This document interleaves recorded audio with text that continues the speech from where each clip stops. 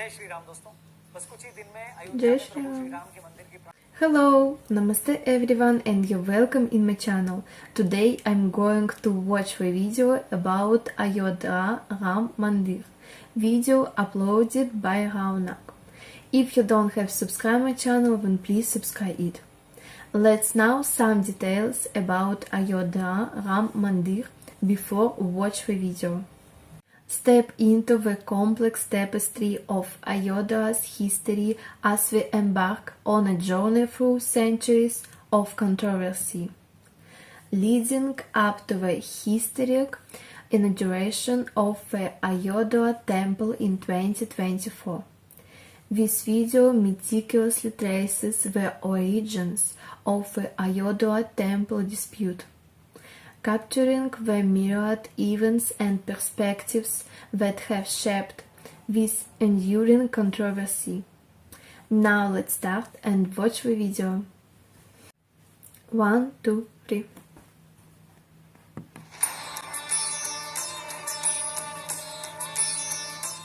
जय श्री राम दोस्तों, बस कुछ ही दिन में जय अयोध्या में श्री प्रभु श्री राम. राम के मंदिर की प्राण प्रतिष्ठा हो जाएगी। एक ऐसा दिन जिसका इंतजार 500 सालों से किया जा रहा है, एक ऐसा दिन जिसके इंतजार में न जाने कितनी पीढ़ियां खत्म हो गई, एक ऐसा दिन जिसकी लड़ाई में न जाने कितने लोगों ने अपनी जान गंवाई। एक पल के लिए, बस एक पल के लिए जरा सोच कर देखिए, 16वीं शताब्दी में भी ऐसे लोग थे जिनका सपना था कि वो अयोध्या में राम मंदिर देखे। 18वीं शताब्दी में भी ऐसे लोग थे जो पहली बार राम मंदिर का हक पाने के लिए अदालत में। आज से 150 साल पहले अयोध्या में लोगों ने राम मंदिर की लड़ाई में अपनी जान गंवाई। ऐसे भी लोग थे जिन्होंने अपनी लाइफ के 50 साल राम मंदिर के लिए कोर्ट की लड़ाई में बिता दी। आज वो हमारे बीच नहीं है और वो ये दिन देख भी नहीं पाए। और एक आप और हम हैं जो अपने जीते जी इसी जीवन काल में अयोध्या में भगवान श्री राम का मंदिर देखने जा रहे हैं। उन प्रभु श्री राम का मंदिर जिसे आज से 492 साल पहले 1528 में वहशी बाबर ने गिरवा दिया। तो आज के इस प्रोग्राम में, आज के इस वीडियो में हम राम मंदिर के पूरे 500 साल के संघर्ष की कहानी आपको सुनाएंगे, ताकि आप ये जान सकें कि ये लड़ाई कितनी पुरानी है, इस संघर्ष के क्या मायने हैं। हम ये सब बताएं ताकि आप ये जान सकें कि सच्चाई की लड़ाई कोई रातों रात नहीं जीती जाती। इसके संघर्ष 2-4 साल तक नहीं चलते, बल्कि इसके लिए आपको सैकड़ों साल भी लड़ना पड़ सकता है। तो मेरी आप सबसे यही रिक्वेस्ट है, विनती है कि इस वीडियो को पूरा देखिए और अपने सर्कल में हर जानने वाले इंसान से इस वीडियो को शेयर करिए, ताकि वो ये जान पाए कि अयोध्या में भगवान श्री राम का मंदिर बनने के मायने क्या है। शुरू करते हैं दोस्तों। जय श्री राम। जय श्री राम. तो दोस्तों, ये हम सब जानते हैं कि बाबर ने साल 1528 में अयोध्या में भगवान श्री राम का मंदिर गिरवाकर वहां मस्जिद का निर्माण करवाया। लेकिन इसके पहले की बात कम लोग करते हैं, और वो बात ये है कि भगवान श्री राम के पुत्र कुश ने अयोध्या में श्री राम जी का मंदिर बनवाया। अकेले अयोध्या में सीताराम के 3000 मंदिर थे। कहा जाता है कि 5वीं शताब्दी ईसा पूर्व इनमें से कई मंदिरों की हालत खराब होने लगी। उसी दौरान उज्जैन के राजा विक्रमादित्य अयोध्या आए और उन्होंने यहाँ के कई मंदिरों को फिर से ठीक करवाया। आने वाले कई सालों तक ये मंदिर यूं ही वहां बने रहे। फिर 21 अप्रैल 1526 को बाबर और इब्राहिम लोदी के बीच युद्ध होता है। 1528 तक बाबर की सेना अयोध्या पहुंच जाती। कहा जाता है कि तभी बाबर के कहने पर उनके सेनापति मीर बाकी ने उस मंदिर को तोड़वाकर उसकी जगह पर मस्जिद बनाई, जिसे बाद में बाबरी मस्जिद के नाम से जाना गया। इसके बाद 150 साल बीत जाते हैं, कोई हलचल नहीं। ये वो दौर था जब भारत में मुगल शासन की जड़ें काफी गहरी थी। फिर साल 1717 यानी बाबरी मस्जिद बनने के तकरीबन 190 सालों बाद जयपुर के राजा जयसिंह द्वितीय कोशिश करते हैं कि मस्जिद और उसके आसपास वाली जगह उनको मिल जाए। वो जानते थे कि हिंदुओं के लिए उस जगह के क्या मायने हैं, क्या आस्था है। जयसिंह के उस वक्त के मुगल शासकों से संबंध भी ठीक, मगर वो ऐसा नहीं कर पाते। लेकिन वो मस्जिद के पास ही एक राम चबूतरा बनवा देते हैं ताकि हिंदू वहां पर पूजा कर पाए।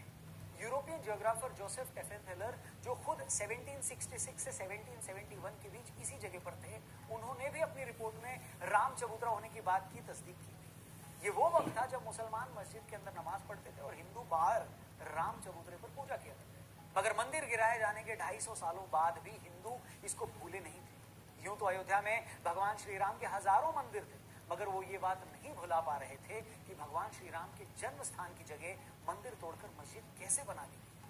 1813 में पहली बार हिंदू संगठनों ने दावा किया कि बाबर ने 1528 में राम मंदिर तोड़कर मस्जिद बनाई।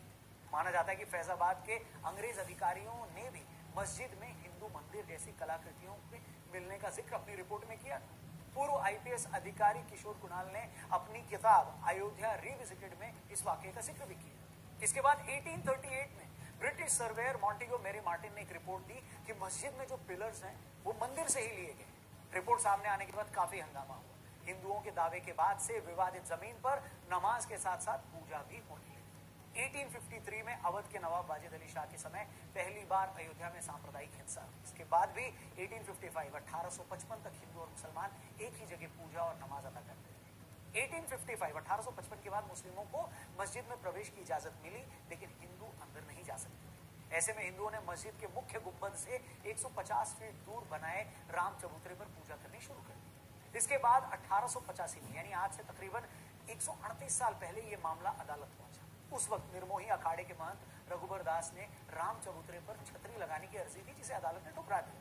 मगर इस एक घटना से हमें यह पता चलता है कि निर्मोही अखाड़ा कब से राम मंदिर की लड़ाई लड़ता। इसके बाद 1934 में अयोध्या में फिर दंगे होते और इस दौरान बाबरी मस्जिद की एक दीवार टूट जाती है, जिसे बाद में फिर बनवा दिया जाता है, मगर वहां नमाज बंद हो जाती है। आप देख रहे हैं कि ये वो दौर था जब देश पर अंग्रेजों की हुकूमत थी। उस वक्त की कांग्रेस के एजेंडे में भी कहीं राम मंदिर नहीं था, न उस वक्त का संघ इतना मजबूत था, मगर देश की जनता, प्रभु राम के भक्त बाबर की मस्जिद बनवाने के 400 साल बाद भी अपने हक की लड़ाई लड़ रहे थे उसमें।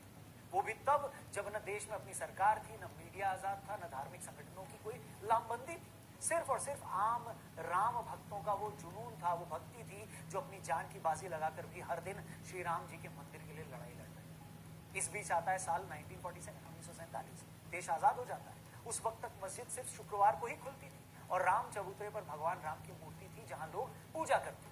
देश आजाद होते ही लोग ये मानने लगे थे कि हमें आजादी मिल गई है तो अब राम मंदिर बन ही जाएगा, मगर उस वक्त के किसी बड़े कांग्रेसी नेता की बातों से ऐसा नहीं लगता कि वो राम मंदिर बनाने या उसकी लड़ाई को लेकर गंभीर थे। उल्टे 1949 में कुछ ऐसा हुआ जिसने बहुत सारे लोगों को हैरान कर दिया। 23 दिसंबर 1949 की सुबह विवादित ढांचे के अंदर से घंटियों की आवाज आने लगती है। पता लगता है कि वहां श्री राम जी की पूजा हो रही है। हिंदू पक्ष दावा करता है कि बीते रात अचानक मंदिर में प्रभु राम की मूर्ति प्रकट हो गई।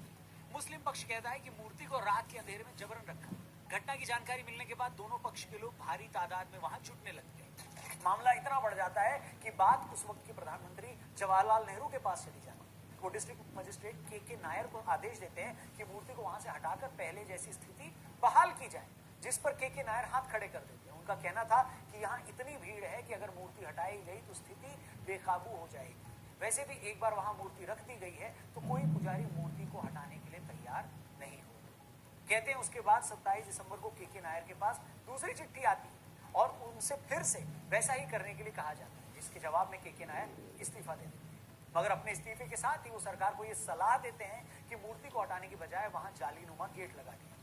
कहते हैं नेहरू जी को ये बात पसंद आती है और वो ऐसा करने के लिए उन लोगों से कहते हैं और के नायर का इस्तीफा मंजूर नहीं करते। इसके बाद 1950 में हिंदू महासभा के वकील गोपाल विशारद ने फैजाबाद जिला अदालत में अर्जी दाखिल कर रामलला की मूर्ति की पूजा का अधिकार देने की मांग की। इसके बाद अगले 35 सालों तक हिंदू पक्ष और सुन्नी वक्फ बोर्ड अपने अपने तरीके से उस जगह को अपने हवाले करने का दावा अदालत में करते हैं, मगर कुछ होता नहीं।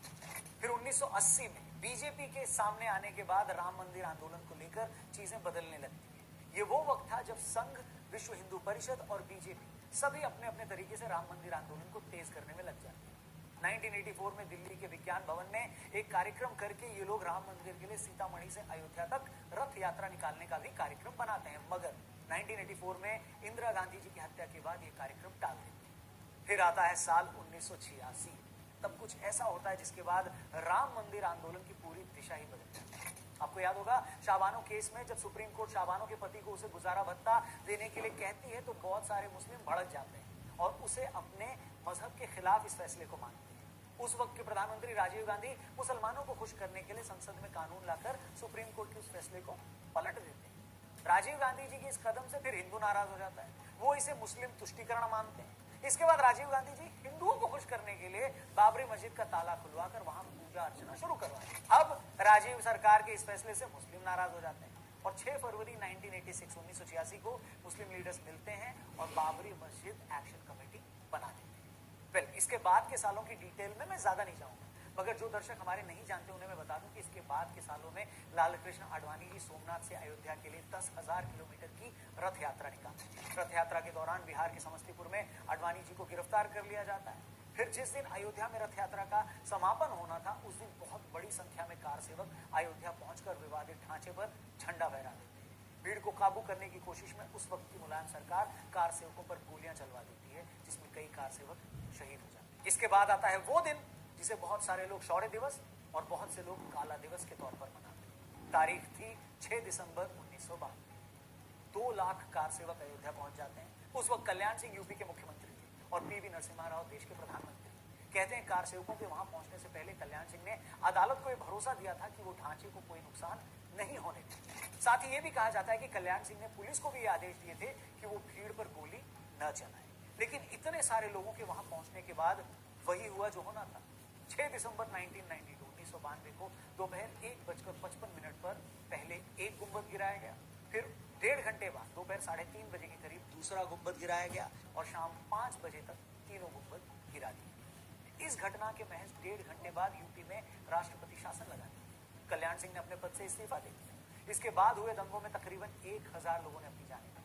मुंबई में हुए सांप्रदायिक दंगों में भी 900 लोगों ने अपनी जान दी। इसके 7 साल बाद तक अदालत में इस मामले को लेकर शांति छाई, मगर 90 के दशक में बीजेपी के दोबारा केंद्र में आने के बाद तमाम हिंदू संगठन राम मंदिर आंदोलन को लेकर फिर से अति सक्रिय हो गए। पहले देश भर में चल रहे मामलों को एक जगह लाया। बाद के सालों में एएसआई को, आर्कियोलॉजिकल सर्वे ऑफ इंडिया को, इस मामले की जांच करने को कहा गया ताकि पता लगाया जा सके कि वहां पहले क्या था। एएसआई ने अपनी रिपोर्ट में ये साफ कह दिया कि जिस जगह विवादित ढांचा था उसके नीचे मिले अवशेषों से ये साबित होता है कि वहां पहले हिंदू मंदिर थे। एएसआई की ये रिपोर्ट ऐसा पहला साइंटिफिक फैक्ट था जिसके बाद ये सच में साबित हो रहा था कि वहां हिंदू मंदिर ही था।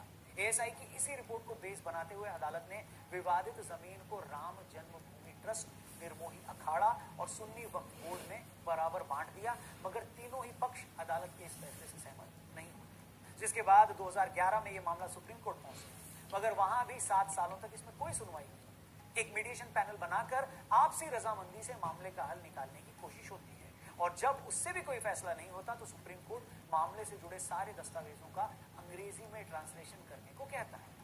फिर अगस्त 2019 में मामले से जुड़े सभी पक्षों की सुनवाई पूरी हो जाती है और उसी साल 9 नवंबर 2019 में सुप्रीम कोर्ट ये फैसला सुनाती है कि विवादित जमीन राम जन्मभूमि ट्रस्ट को दे दी जाए। फिर उसके बाद 5 फरवरी 2020 ट्रस्ट का गठन होता है और मंदिर निर्माण शुरू होता है। दोस्तों, 1528 में राम मंदिर गिराने के 492 सालों बाद उसी अयोध्या में प्रभु श्री राम की जन्मभूमि पर फिर से उनके मंदिर का निर्माण होने वाला है। मैं जानता हूं ये सारी कहानी बहुत से लोगों के लिए लंबी हो गई होगी, हो सकता है बीच में बहुतों को लगा होगा कि वीडियो बंद कर, लेकिन यकीन मानिए दोस्तों, इस वीडियो को बनाने का सिर्फ और सिर्फ एक मकसद था कि हम सभी लोग राम मंदिर के संघर्ष की पूरी कहानी जान पाए। हम ये जान पाए कि सच्चाई की लड़ाई में संघर्ष सिर्फ साल 2 साल नहीं या एक आधी पीढ़ी का ही नहीं, बल्कि सैकड़ों सालों का होता है। वरना कितने लोगों को पता होगा कि जिन प्रभु राम के मंदिर को लेकर आज हम गदगद हैं, उन्हीं प्रभु श्री राम के मंदिर को लेकर आज से 250 साल पहले राजा जय सिंह भी परेशान थे। जिस राम मंदिर के लिए हम बेचैन हैं, प्रभु श्री राम के उसी मंदिर के लिए आज से 250 साल पहले अयोध्या में हुए दंगों में लोगों ने अपनी जान गंवाई। जिस राम मंदिर के लिए हम इतने उत्सुक हैं, जिसकी कानूनी लड़ाई जीतकर हम इतने गदगद हैं, उसी राम मंदिर के लिए आज से 150 साल पहले 1885 में महंत रघुबर दास ने अदालत में पहली अर्जी लगाई थी। और आज जब प्रभु श्री राम का ये भव्य मंदिर बनकर तैयार है, तो हम ईश्वर से यही प्रार्थना करते हैं कि महंत रघुबर दास से लेकर अयोध्या के उन दंगों में मारे गए लोगों तक, गोधरा की ट्रेन में जिंदा जलाए गए संतों से लेकर भागलपुर, मुंबई और देश के किसी भी कोने में इस लड़ाई के लिए शहीद हुए तमाम भक्तों तक भी इस विजय का संदेश जरूर पहुंचाया जाए, ताकि वो भी ये जान सकें कि उनका बलिदान व्यर्थ नहीं है, उनकी तपस्या जाया नहीं गई। और आपसे भी मेरा यही अनुरोध है, रिक्वेस्ट है कि 22 जनवरी को जब आप अपने घर में भगवान श्री राम के नाम का एक दिया जलाएं, तो उन तमाम भक्तों को भी जरूर याद करें जिन्होंने इस सपने को सच करने में अपने जीवन की आहुति दी। बाकी अभी के लिए इतना ही। उम्मीद करते हैं राम मंदिर के संघर्ष की पूरी कहानी आप तक पहुंची होगी, और मैं चाहता हूं कि आप इस कहानी को और भी लोगों तक पहुंचाएं। ये वीडियो अगर आपको सही लगी हो तो प्लीज इसे और भी लोगों तक जरूर शेयर करिए। हमारे चैनल को भी सब्सक्राइब जरूर करिएगा, फेसबुक पे देख रहे हैं तो पेज को जरूर लाइक करिएगा, और कमेंट सेक्शन में जय श्री राम जरूर लिखिएगा। Jai Shri Ram. This video gives me so much knowledge. What are you thinking about this video? Comment and tell me. Thanks for watching. I will come with next video. Bye bye, see you, take care, and don't forget subscribe to my channel.